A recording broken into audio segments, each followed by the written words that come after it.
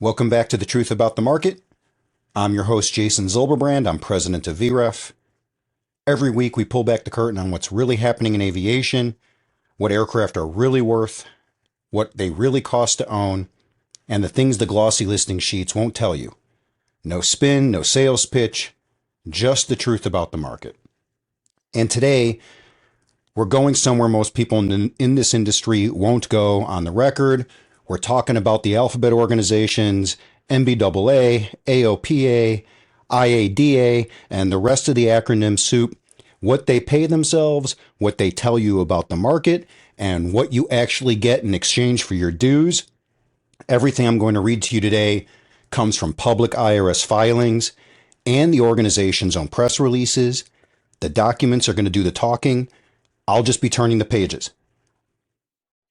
So let me start with a number. $2,292,000, 137 bucks. That is the reported compensation for the president and CEO of the National Business Aviation Association for the fiscal year ending June 2024, folks. According to the organization's own Form 990 filed with the IRS. And he got another $93,000 in other compensation on top. Now, here's the number I want you to hold it next to. Negative $3.2 million. That's the same organization's net income for the same fiscal year. $41 million in revenue, $44 million in expenses, and a loss, a deficit. In the same year, executive pay hit a record high.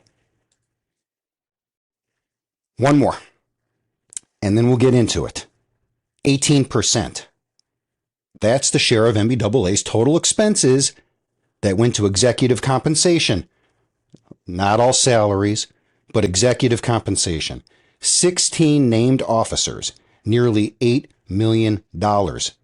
And before anyone reaches for the flag, I want to put it on the record. I have no personal beef with anybody drawing these salaries. Some of them I know. Some of them I like. This episode isn't about these people. It's about institutions, incentives, and the fact that the people funding all of it almost never see the numbers. But today they will. These are not my numbers. These are their numbers, filed under penalty of perjury, sitting on ProPublica's nonprofit Explorer for anyone who cares to look. And you know what? Almost nobody does. Nobody looks. But today we look, because the same organizations cashing those checks are the ones publishing in the market reports telling you everything is fine, and I think you deserve to know how the sausage gets made, who pays for it, and who keeps the scoreboard. First, let's set the table, because most people, including a lot of people who write dues checks every year, don't actually know what these organizations are. NBAA, the National Business Aviation Association, is a 501c6.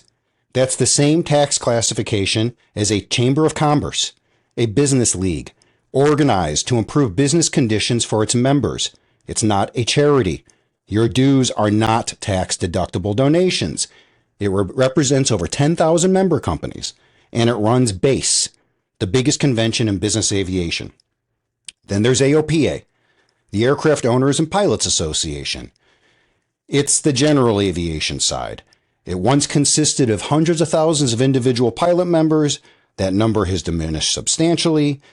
It also represents advocacy, a magazine, medical and legal service plans. And here's something most members don't realize. AOPA isn't even one entity.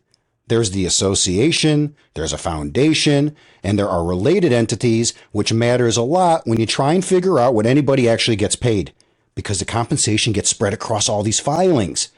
And understand, the money flows before we go further, because members tend to picture their dues as the whole story. And the dues are just the entry ticket. You know what the real engine is? Events and everything attached to them. Those convention badges, exhibit spaces, and if you've ever priced a booth at a major aviation convention, you know a decent island position costs more than a nice used Bonanza. Then there's sponsorships, advertising in the member publications, education programs, certificates, seminars, and vendors just like VREF. Every one of those product lines sold back to the same members who already paid dues, and every one of them shows up under the 990 under program service revenue. At MBAA, program services were about 95% of revenue in the latest filing. That's not a lobbying shop that happens to run a trade show. Structurally, that's an events business that just happens to lobby. IATA, the International Aircraft Dealers Association, is a dealer broker club, accredited dealers, a listing portal, a quarterly market report that gets quoted everywhere as if it were handed down on stone tablets.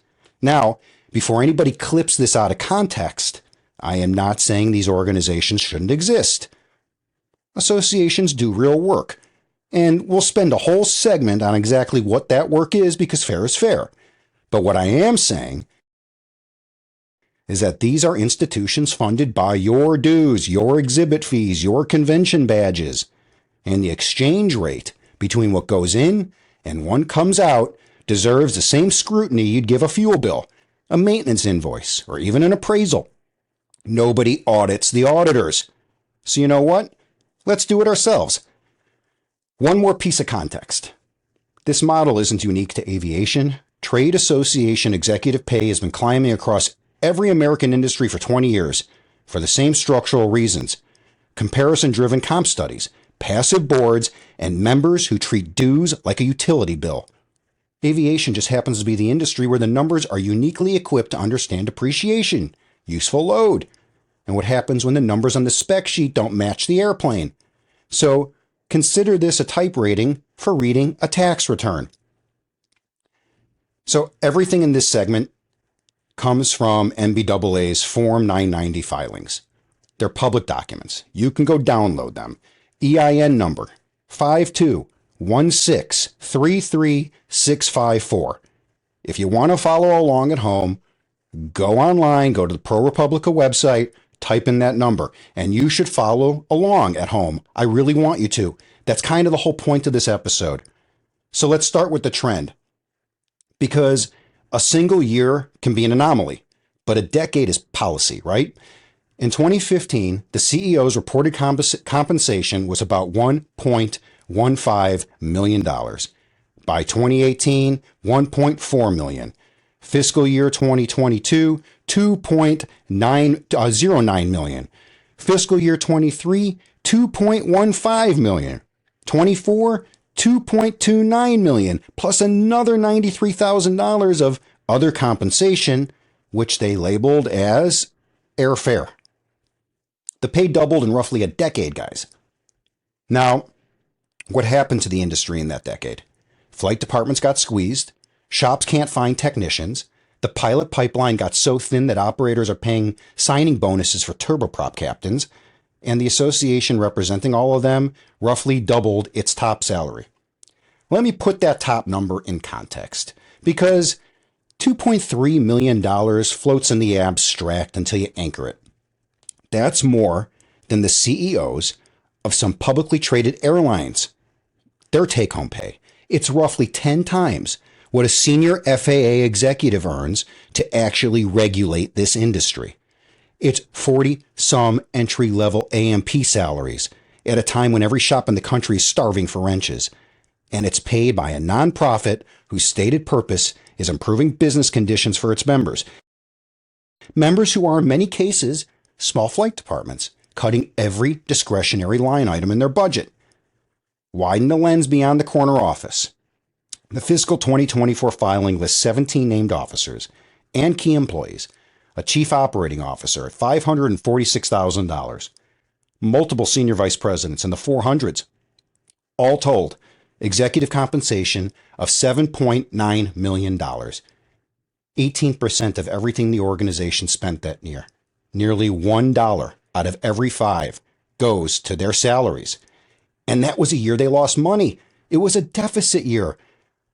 The revenue of $40.9 million, expenses $44.1, net income a loss of $3.2 million. In my world, in any operating business, you run a $3 million loss, the compensation committee is not approving a record payroll at the top.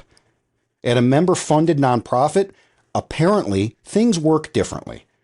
Two more things, and these come straight off the check boxes of the filing itself. I'm not characterizing anything, I'm just reading. Box 1. The organization reported that it provided first class or charter travel to key employees or officers. Box 2. The organization reported conflict of interest transactions on Schedule L. That's the schedule for business dealings with insiders, their family members, or businesses they control. The details are in the schedules. The point is, the organization itself told the IRS both of those things happened. So when your renewal invoice shows up, that's what the machine looks like from the inside. Hold that thought, because the next question is what comes out the other end. And ask governance questions because someone should. Who approves this? The answer formally is a volunteer board. Industry executives donating their time relying on a compensation study prepared by a consultant the association hired. Guess what? Benchmarking against a peer group the same consultant selected. If the peer group is stacked with bigger organizations and for-profit comparables, the study says underpaid every single year. The raise sails through, and everyone involved acted in procedural good faith. That's how a number doubles in a decade without anyone ever deciding it should. Process replaces judgment. I've watched it happen on boards across this industry, and the only fix is a board member rude enough to ask who picked the peer group. Be that board member. All right, quick pause. If this is the kind of conversation you're not hearing anywhere else in aviation media, and I promise you it isn't, it's because most aviation media depends on these same organizations for press credentials and ad dollars. Do me a favor right now. Hit follow or subscribe on whatever platform you're listening on. Give the show a like. Drop us a rating. It takes 10 seconds. It costs you nothing. And it's the single best way to make sure this show keeps its independence and keeps landing in front of people who write the checks, who write the dues checks. All right, let's get back to it. Now let's talk general aviation. Because if you thought seven-figure pay was just a turbine market phenomenon, well, AOPA would like a word. Because AOPA's president total compensation came in around $1.96 million in 2023 on an organization doing roughly $42 million in revenue. That's the same neighborhood as MBAA, except AOPA's members aren't Fortune 500 flight departments. They're private pilots. They're guys with a Skyhawk and maybe a quarter share. People agonizing over a $100 hamburger while their association's top officers clears more than the CEOs of some publicly traded regional banks. Do the member math on that, guys. Annual dues run under $100. Takes roughly 20,000 member renewals, 20,000 pilots deciding the association is worth it this year to cover the compensation of one office. Every renewal notice that goes out, some fraction of it is spoken for before a single dollar touches advocacy, or its magazine, or its safety programs. And the foundation side is a 501c3 that solicits actual charitable donations, people giving to support aviation's future, which makes the compensation question sharper, not softer, because the donor money and the member money are supposed to carry different obligations. And here's the structural piece I flagged earlier. That compensation shows up across related entities, the association, the foundation, the affiliated organizations. Each entity files its own 990. So unless you pull all of them, like I did, and cross-reference the related compensation columns, like I did, you will never see the whole number in one place. Now, I'm not alleging the structure exists to hide anything. This is very common, and there are very legitimate reasons for it. But the practical effect is that a member who looks up one filing sees a fraction of the picture. Transparency that requires a forensic accountant isn't really transparency. By the way, the dues conversations write themselves. Go read the member forms. Any year dues go up. Members asking what they're getting for the increase. And the answer, in fairness, isn't nothing. Which brings us to the part of the show where I steel man the other side. Because if we're going to swing, we swing fair on this show. So let's talk about what we actually get. So what does the money buy? Let's give the associations their due, honestly and specifically. NBAA has been on the right side of fights that matter. User fees, every time Congress floats per flight changes, or charges for general aviation, the associations beat it back, and that's worth real money to every operator listening. Then there's bonus depreciation, the 100% expensing. That's driving half the demand in today's market. Didn't defend itself in the tax bill, guys. The association lobbying did that. Base is genuinely a productive week. I think I've done deals there, maybe. You might have done deals there, maybe. I'll say something else in their defense that nobody else will. Association work is generally hard. It's not fun.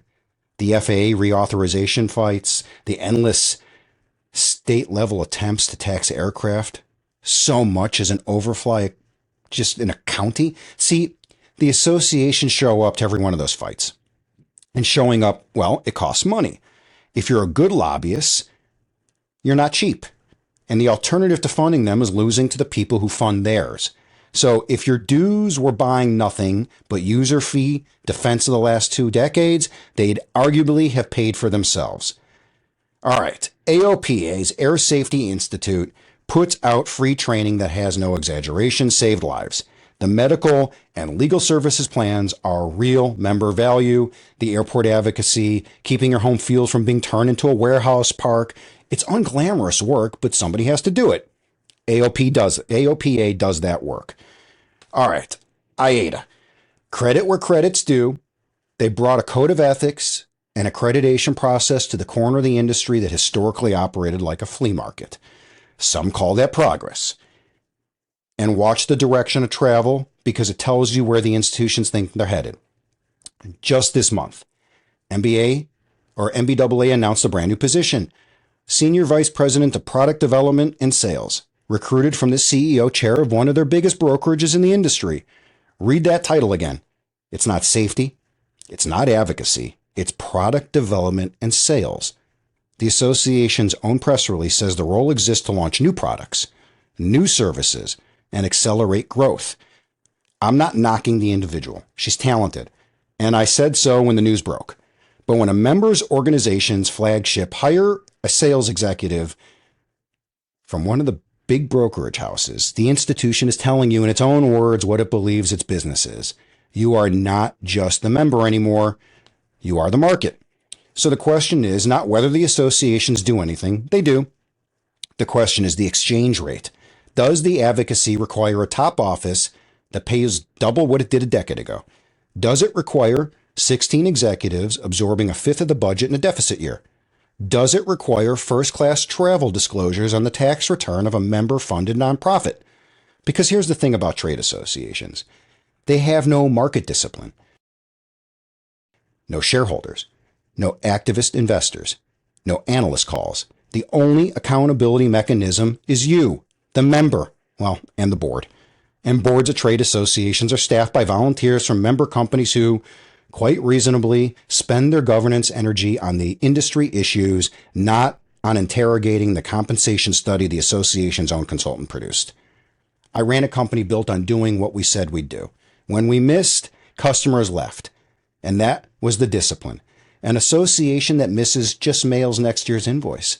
That asymmetry is the entire reason episodes like this one need to exist. Speaking of knowing what you're actually paying for, that's literally the business we're in at VREF. Before you buy, sell, refinance, or renew anything with a 6 or 7 figure number attached, pull the actual data, guys. A VREF Online membership gets you current values, historical trends, operating costs on virtually everything flying. And if the deal is big enough to lose sleep over, get an accredited appraisal and sleep away, because vref.com is all you need to know. That's where the values are. Go to vref.com and sign up today. All right, let's get back to the scoreboard because we want to know who keeps it. On July 27th, IATA released its second quarter 2026 market report. Let me read you the highlights the way they wrote them. Closed transactions up 21% year over year. Inventory historically tight. Sellers gaining negotiating leverage. Fewest price reductions since they began tracking the metric. Outlook, stable and moving toward improvement. Dealer confidence, strong. Sounds fantastic. Wow, that was a read. Now let me tell you what else is in that same report. In their own numbers, of course. IATA dealers purchased, let me read that one more time. IATA dealers purchased 118 aircraft into their own inventory in the first half of the year. You know what that is?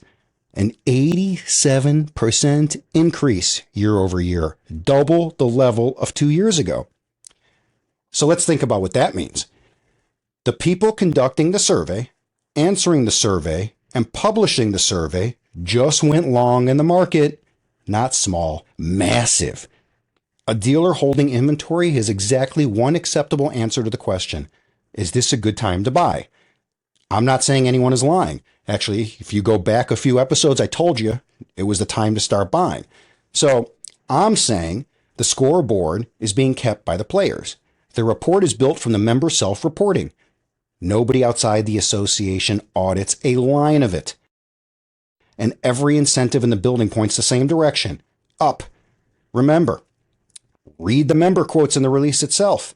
They're a study in unanimity because values are going up in multiple markets. Buyers must act fast and expect to pay premiums. Super mid-sized prices are at an all-time high. Buyers waiting for pricing to fall are missing purchase opportunities.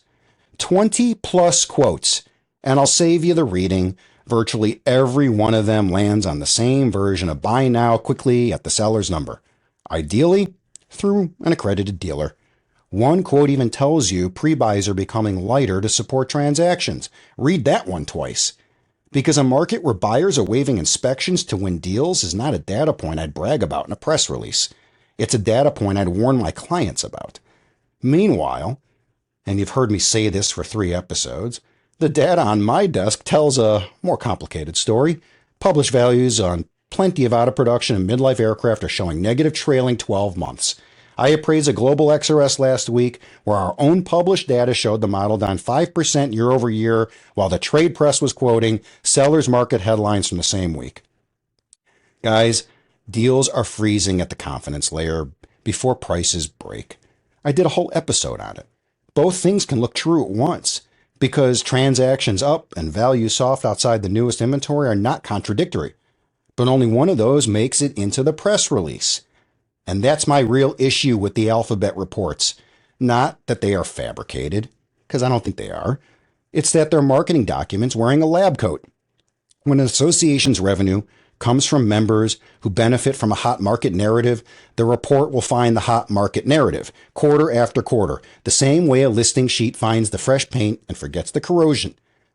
You wouldn't buy an airplane off the seller's description. Don't buy a market outlook off one either. One more detail from the fine print, because it's my favorite genre. The association states its accredited dealers complete transactions 20% faster because of the accreditation process. Faster than what? Measured how? Against whom? Because there's no methodology. There's no footnote, no control group. It's a marketing claim living inside a document the industry cites as research. Again, useful intelligence, real activity data, honest survey of member sentiment. But the moment it gets quoted in a loan committee or a board presentation as independent market analysis, it's being used for something it was never built to be. You guys need to know the difference, and your lender should too. So, what do you do with all of this? 3 things, and none of them are quit your associations in a huff. But first, the disclosure you already know that's coming. I run a company that sells data and appraisals to the same industry. So you should discount my incentives too. That's the consistent standard. I don't get to exempt myself from it. The difference is I'd offer it is when my number is wrong, it gets tested in a courtroom, in a loan file, in the resale of the same aircraft 2 years later. When a market report is wrong, it just gets replaced by the next quarter's market report. Scrutiny should flow to wherever the accountability doesn't. 1. Read the 990 before you renew. Every nonprofit's filings are free on ProRepublica's Nonprofit Explorer. Go look it up. 10 minutes. Look at 3 lines. Top compensation. Executive compensation is a share of their expenses and then the net income. Then look at the check boxes. Their travel, the Schedule L. If you're comfortable, renew. If you're not, ask questions. You're a member. It's your organization. You need to act like an owner because you are one. 2, treat every market report, including the ones that agree with me, as a document with an author and ask what that author is selling. IATA's report tells you what accredited dealers report and expect. That is genuinely useful intelligence. It is not an audit, and it's not an appraisal. 3, if you're on a board or a committee at one of these organizations, and I know plenty of you listening are, ask for the compensation study. Ask who the peer group was. Ask why the peer group includes for-profit companies 10 times the size. The people writing the checks have every right to see the math. And in my experience, simply asking the question changes the answer over time. And if writing a letter feels like too much, here's the 2-line version you can send to any association you belong to today. You ready? Write this down. As a dues-paying member, I'd like to know total executive compensation as a percentage of expenses for the last fiscal year and the peer group used in the most recent compensation study. Please point me to where members can review both. That's it. It's polite, it's specific, it's answerable. If the answer comes back clear and fast, that tells you something really good. If it comes back as a runaround, that tells you something too. And both answers are worth exactly 10 minutes of your time. The associations will tell you scrutiny like this hurts the industry. I'd argue just the opposite. An industry that can't discuss its own institution's pay without flinching is an industry that's forgotten who works for who. The dues flow up. The accountability is supposed to flow down. Today, we just turned the valve. That's the episode. If it made you uncomfortable, good. That was the assignment. If it made you want to go pull a 990, even better. Do me a favor. Send me what you find, because the mailbag drives this show and I read everything. If you got value out of today, here's the ask. I'm going to make it plainly. Follow the show. Like this episode. Subscribe on YouTube and wherever you're getting your podcasts. Leave a review. Make a comment. And share this one with somebody who just wrote a dues check without reading the fine print. See, independent voices in this industry only survive when you, the listener, amplifies them. So be the algorithm. I'm Jason Zilberbrand. This has been The Truth About the Aviation Market. The market doesn't care what you paid. It only cares what it's worth. We'll see you next week. Until then, fly safe and stay smart.